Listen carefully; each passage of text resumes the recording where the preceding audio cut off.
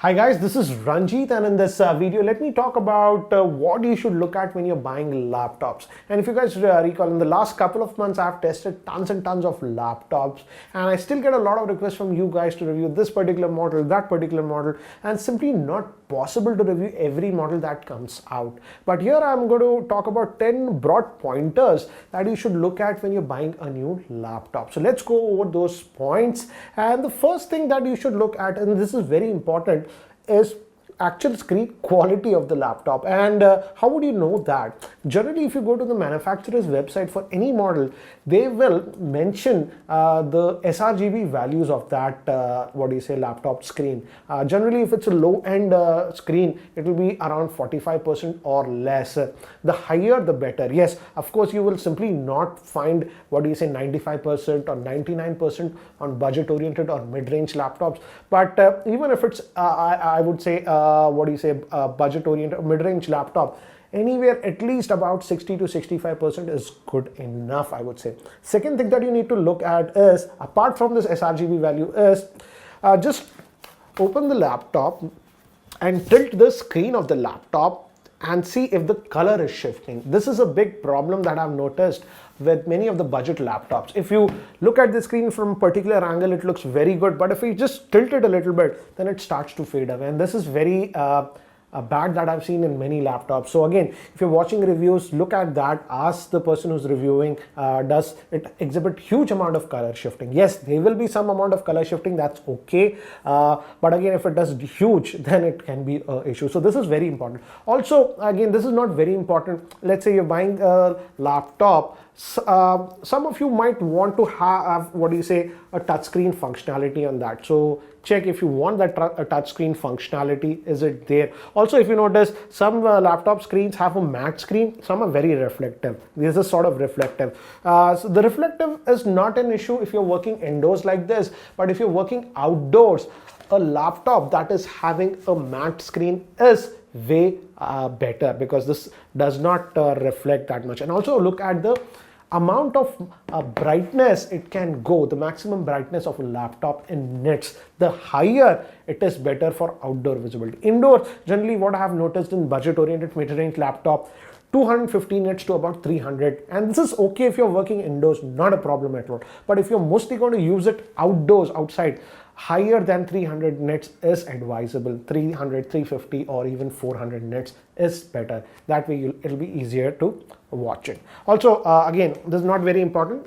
If you want to write stuff, if you are a teacher or something, then look for a laptop that comes with a stylus, active stylus. Then you can write down, jot notes and do stuff like that. Also, this is important, particularly this is important, this is the second point I'm looking at, is the flex in the body of the laptop. Generally, I've noticed this is an issue in many of the Windows laptop, and particularly in very low-end laptops. For example, if I recall one of the Avitas Pura laptop that I had tested, the build quality was very bad. If you just do the laptop like this, it used to flex.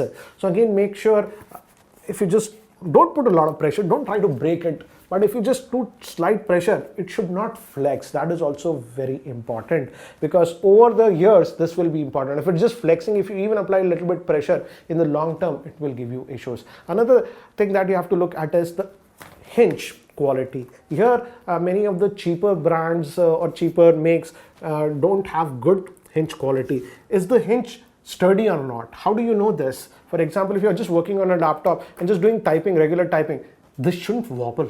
If it is wobbling, that means the hinge quality is not good. That is also very important. This is generally not a problem if you go with reputable companies, but if you're going for very cheap laptops, I have noticed this issue on that. Next thing is keyboard. Again, this is something important. If you type a lot, the feel of the keyboard and the key travel, what we have.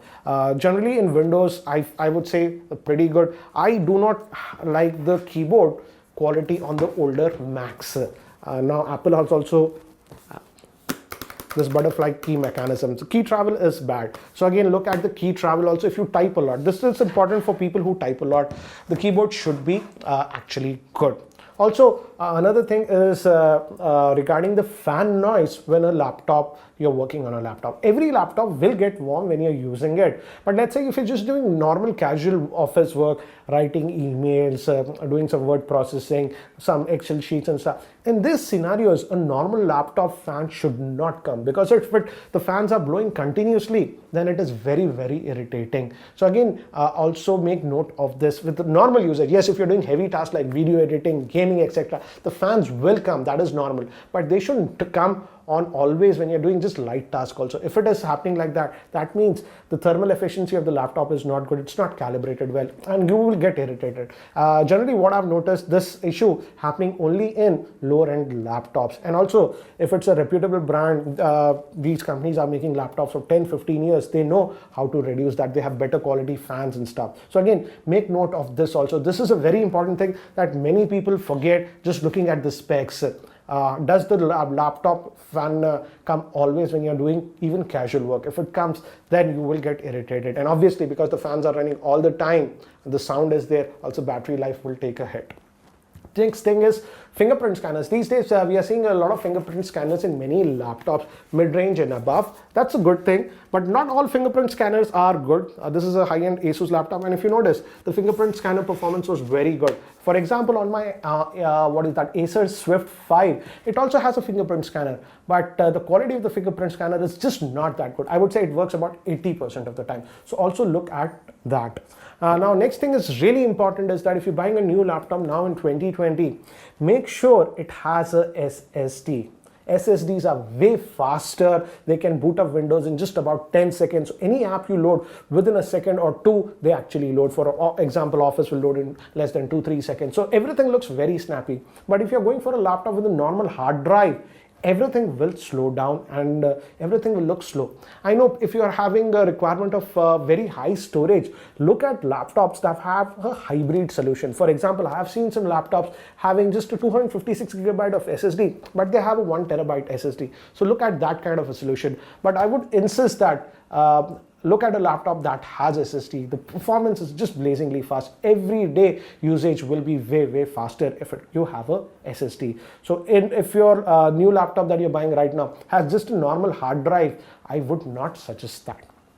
Next thing is upgradability of RAM. Many of you keep asking me about this, and I would say yes, it's nice to have RAM upgradability, but again, if you're looking for thin and light laptops like this, this has the Intel U series laptop processor, and this is the Lenovo Flex 5 that has the AMD Ryzen U series processor. Generally these are thin and light laptops, so they have the U series processor, and what I've noticed is that if laptops are having that U series processor, the RAM is generally not upgradable on them. The RAM is actually soldered. This is not the case for every laptop, but I would say 95% of the U series laptops are having RAM soldered. So again, you can't upgrade the RAM. If you want RAM upgradability, then you have to look at the gaming series of laptop. Generally, most of the gaming series laptops, actually you can upgrade the RAM. But the thing is that gaming laptops, if you know, are a lot more bulkier, above about 2.2 or 2.3 kilograms. These thin and light can weigh as low as 1 kilogram. This weighs just about 1 kilogram. So again,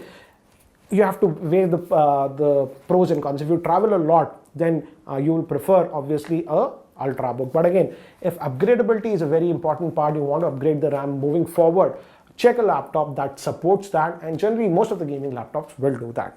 Next thing is, this is again now because it's 2020, also make sure the laptop that you have has a USB Type-C port on that, and you will find actually most of the laptops these days will have at least one USB Type-C port, but check if it supports charging via that, because not a lot of laptops actually supports charging via that. And if your laptop supports that USB Type-C charging, it is very convenient, because these days many of the smartphones have the USB Type-C charger. That way you can just carry one charger and you can actually charge your laptop. In fact, I can charge this laptop. This has USB Type-C charging with a mobile charger that has PD charging. So that is also important if you are looking for that core portability. But again, make sure it has a USB Type-C, at least a normal one also, because we are getting a lot of peripherals moving forward that are USB Type-C.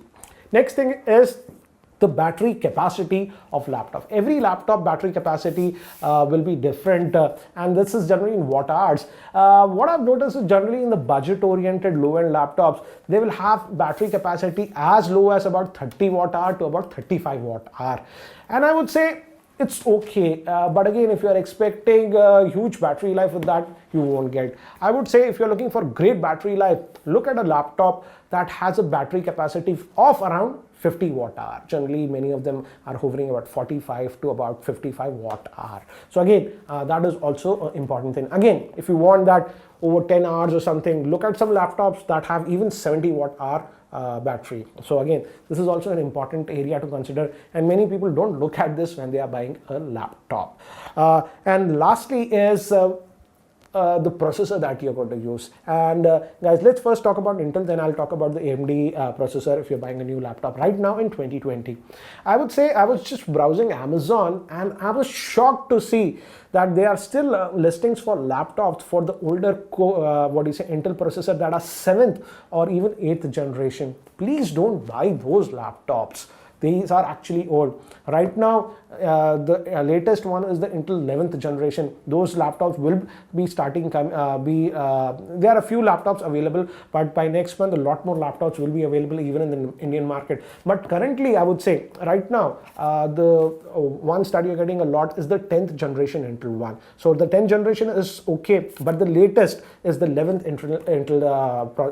generation Intel processors that you're getting. So just don't buy the 7th or the 8th generation. It's just sad that I see a lot of listings on Amazon and the processor used is Intel 7th generation or 8th generation, and people are still buying it. So be careful about that. And if you're buying a new laptop with the AMD Ryzen processor, if you can, I would say go with the 4000 series of the processor. For example, the 4500U or the 4700U. These are the latest and these are very powerful. You will also be getting some laptops with the older 3500U or 3700U, but these are slightly older processors. So again, this is regarding the processors. I won't get into the AMD versus Intel. If you guys really want me to make a video about that, I can do that. And also, if you guys really want, I can make a video about what I have noticed, the main difference between regular Windows based laptop versus a MacBook Air. There are some areas where I would say still the Mac goes ahead, but there are a lot of areas where I feel Windows laptops go ahead. So if you want a video about that, let me know in the comment section below. And again, stay tuned to my channel. I'll try to actually test out some of the newer Intel 11th generation processors, laptops based on that are coming out. So anyways, guys, that's it for now. Thanks for watching. This is Ranjit and I hope to see you in my next video. Take care, guys.